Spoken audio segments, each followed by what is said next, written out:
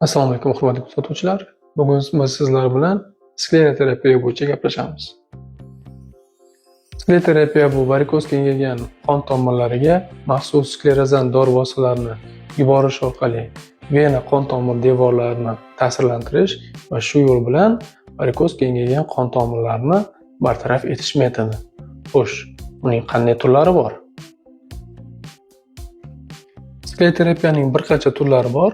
Bulardan eng ko'p qo'llanilganlari mikroskleroterapiya, ya'ni mayda o'lchamdagi vena qon tomirlariga ingichka ignalar orqali suyuq ko'rinishdagi sklerozan dori vositalarini jo'natish.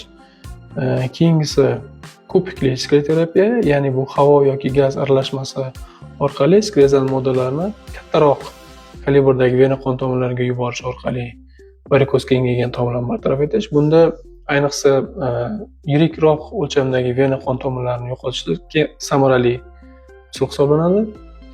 Keyingisi Klaks metodi, bu ham kombinatsiyalashgan metodlardan biri hisoblanadi.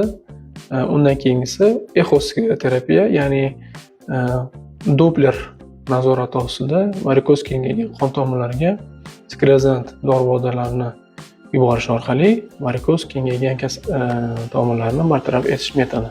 Agar sizda ham mayda o'lchamdagi xunuk ko'rinishda bo'lgan terosi venlari kengayishi mavjud bo'lsa, marhamat, biz bilan bog'laning va biz sizga yordam ko'rsatishga tayyormiz.